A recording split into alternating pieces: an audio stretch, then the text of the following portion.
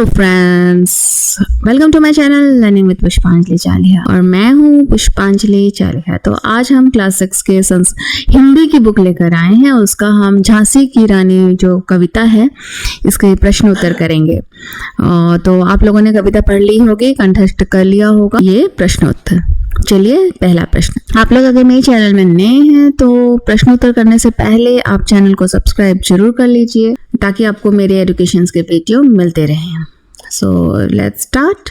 Question number 1, Jhansi की रानी पाठ में किंतु कालगति चुपके चुपके काली घटा घेर लाई, इस पंक्ति में किस घटना की ओर संकेत है? तो किंतु कालगति चुपके चुपके काली घटा घेर लाई, इससे आपको समझ में आ ही रहा होगा कि जब झांसी की रानी की राजा जी का देहांत हो गया था तो कालगति फिर घेर लाई थी। उत्तर इस तरह से लिखेंगे। इस पंक्ति में झांसी के राजा और रानी लक्ष्मीबाई के पति गंगाधर राव की आकस्मिक मृत्यु और रानी के विधवा होने से सारी खुशियों के शोक में बदलने की ओर संकेत किया गया है। क्योंकि रानी जी विधवा हो गई थी तो सभी खुशियां जो थी वो शोक में बदल गया था। दूसरा प्रश्न, झांसी की रानी पाठ में किंतु कालगति चुपके चुपके काली घटा घेर लाई, काली घटा घेरने की बात क्यों कही गई है? काली मां छा गई थी, मतलब कि पूरा दुख छा गया था। उत्तर, राजा जी की मृत्यु से रानी के जीवन की खुशियों का अंत हो गया था, उनके जीवन में दुख का अंधकार छा गया था, इसलिए काली घटा घेरने की बात कही गई है।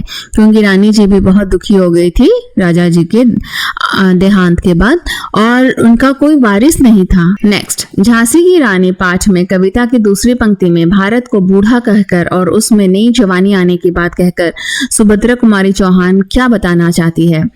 उत्तर, इन शब्दों के प्रयोग द्वारा सुभद्रा कुमारी चौहान यह कहना चाहती है कि वर्षों की गुलामी ने भारत को, वर्षों की गुलामी यानी कि जो अंग्रेजों की गुलामी थी, भारत को किसी वृद्ध की भांति जर्जर एवं निस्तेज कर दिया था। लेकिन सन 57 की क्रांति भारतवर्ष में एक नई जवानी और नया जोश लेकर आई। भारतवासियों में स्वतंत्रता प्राप्त करने की एक नई उमंग दिखने लगी थी।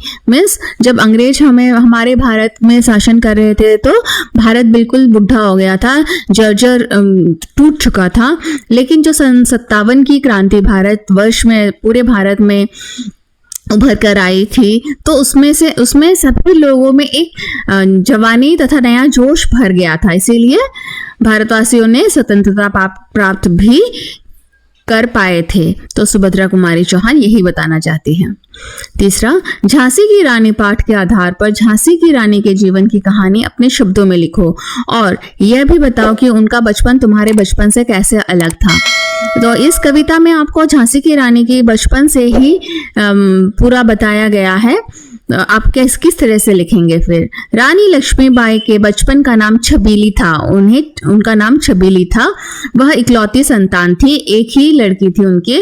कानपुर के नाना की वह मुंह बोली बहन थी। लक्ष्मीबाई को मनु के नाम से भी जाना जाता था। झांसी की रानी का बचपन हमारे बचपन से बहुत अलग था। बचपन से ही उन्होंने तलवार चलाना सीखा था। बर्छी, ढाल और कटारी से ही उनकी दोस्ती थी। उन्हें वीर शिवाजी की कहानियां जुबानी याद थी। नकली युद्ध करना, दुश्मन को घेरने के तरीके ढूंढना, शिकार खेलना, किले तोड़ना उनके प्रिय खेल थे।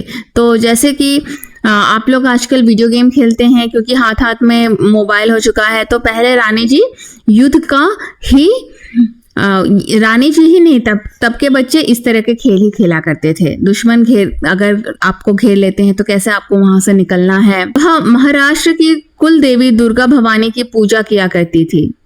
वीरता उनमें कूट कूट कर भरी हुई थी। उनकी तलवारों के वार देखकर मराठे खुश हुआ करते थे।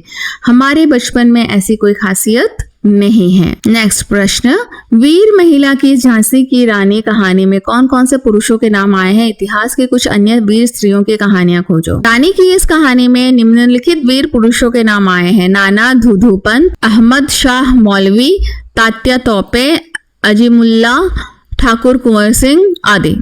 इतिहास में कुछ वीर स्त्रियां हैं: कित्तूर की रानी चेन्नम्मा, श्रीमती इंदिरा गांधी, सरोजनी नायडू आदि। इनके बारे में भी आप लोग पढ़िए, कित्तूर की रानी चेन्नम्मा ने कौन कौन सी बहादुरियां या वीरता कैसे शो दिखाया था। फिर इंदिरा गांधी या सरोजनी नायडू के बारे में भी पढ़ना चाहिए। नेक्स्ट, झांसी की रानी कविता में किस दौर की बात है? कविता से उस समय के माहौल के बारे में क्या पता चलता है? किस दौर की यानी किस समय की बात है? कविता में स्वाधीनता संग्राम के प्रथम दौर की बात है, मीन्स प्रथम संग्राम जब शुरू किया था भारतवासियों ने। कविता से उस समय के माहौल के बारे में यह पता चलता है कि अंग्रेजों ने धीरे धीरे से अपना साम्राज्य हमारे देश में फैला लिया था। उस माहौल से यही पता चलता है कि अंग्रेजों ने किस तरह से साम्राज्य फैलाया था। उस समय भी हमारे देश में स्वतंत्र होने की भावना के बीज फूटे जरूर थे, परंतु संगठन का अभाव था। हाँ, हमारे देश के लोगों को स्वतंत्रता चाहिए तो थी, लेकिन उनमें एकता की अभाव था। राजाओं की स्वार्थ प्रवृत्ति, आपसी फूट आदि के कारण हमारा आंदोलन सफल न हो पाया था। राजा बहुत ही स्वार्थी हुआ करते थे और आपस में फूट डाल दिया करते थे, तो हम लोग स्वतंत्रता के आंदोलन में असफल नहीं हो पा रहे थे। ऐसे विषम वातावरण में भी झांसी की रानी लक्ष्मीबाई और कुछ अन्य वीरों ने स्वतंत्रता की चिंगारी को सुलगाने का अभूतपूर्व प्रयास किया। प्रश्न, छठा प्रश्न, सुभद्रा कुमारी चौहान लक्ष्मीबाई को मर्दानी क्यों कहती है? क्योंकि लक्ष्मीबाई जो है वो एक वीरांगना थी, वो बिल्कुल मर्दों के समान ही युद्ध कर पाती थी और इतनी ही वीर भी थी। तो इस तरह से लिखेंगे, लक्ष्मीबाई वीरांगना थी, स्त्री होते हुए भी उनमें साहस और जोश था।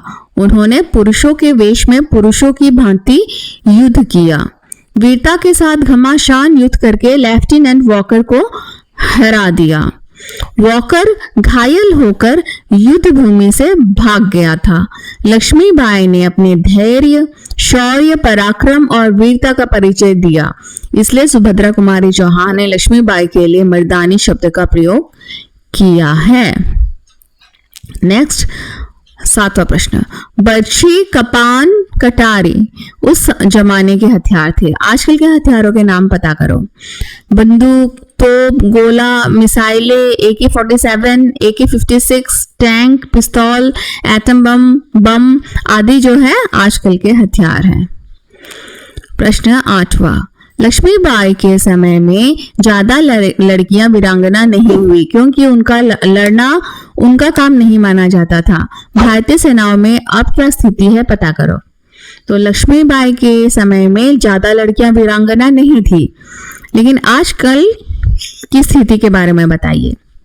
तो आजकल जो है लड़कियों की सेना में काफी भागीदारी है, लेकिन पुरुषों के अनुपात में स्त्रियों की संख्या काफी कम है।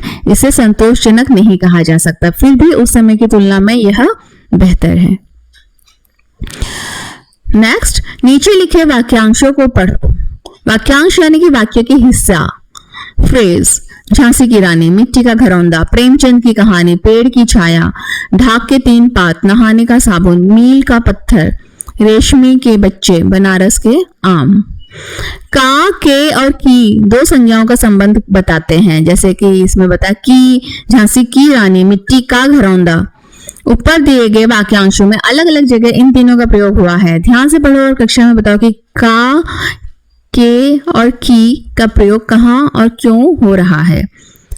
तो का, के और की संबंध कारक के चिन्ह हैं, उन्हें परसर्ग भी कहते हैं। इनका प्रयोग संबंधी ज्ञान के संज्ञा के अनुसार होता है। स्त्रीलिंग संबंधी संज्ञा के पूर्व की, पुल्लिंग संबंधी संज्ञा के पूर्व का और बहुवचन पुल्लिंग संबंधी संज्ञा के पूर्व के का प्रयोग होता है। का प्रयोग एक वचन संज्ञा शब्दों के साथ हुआ है। मिट्टी का घरौंदा, घरौंदा एक वचन पुल्लिंग है। घरौंदे का संबंध मिट्टी के बताने के लिए प्रयोग हुआ है। मील का पत्थर, पत्थर पुल्लिंग है और एक वचन है, इसलिए उससे पहले का प्रयोग हुआ है। नहाने का साबुन, साबुन पुल्लिंग और एक वचन है, इसलिए उसके पहले का प्रयोग का हुआ है। के का प्रयोग बहुवचन संज्ञा के साथ हुआ है। रेशमा के बच्चे, बच्चे बहुवचन है, अतः बच्चे के पहले का प्रयोग के हुआ है। बनारस के आम, आम पुल्लिंग है एवं बहुवचन है, अतः उसके पहले के प्रयुक्त है। की का प्रयोग स्त्रीलिंग सूचक संज्ञा शब्दों के साथ प्रयोग हुआ है। झांसी की रानी, रानी क्या है? रानी स्त्रीलिंग है, इसलिए उसके पूर्व की लगा है। पेड़ की छाया, छाया स्त्रीलिंग है, इसलिए उसके पूर्व की लगा है। तो ये रहा, आप संज्ञा को अच्छे से अगर पढ़ते हैं, और मैंने बीच बीच में संज्ञा सर्वनाम के भी वीडियो बनाए हैं, तो आप उसके थ्रू स्टडी कीजिए, तो आपको ये सारे बहुत ही आसान हो जाएंगे। धन्यवाद। आज का वीडियो आपको कैसा लगा जरूर बताइए। अगर अच्छा लगा तो एक लाइक कर दीजिएगा और मेरे चैनल को सब्सक्राइब करके रखिएगा, ताकि आपको मैं जितने भी वीडियोस बनाती हूँ एजुकेशन के ही बनाती हूँ वो आपको मिल जाएगा।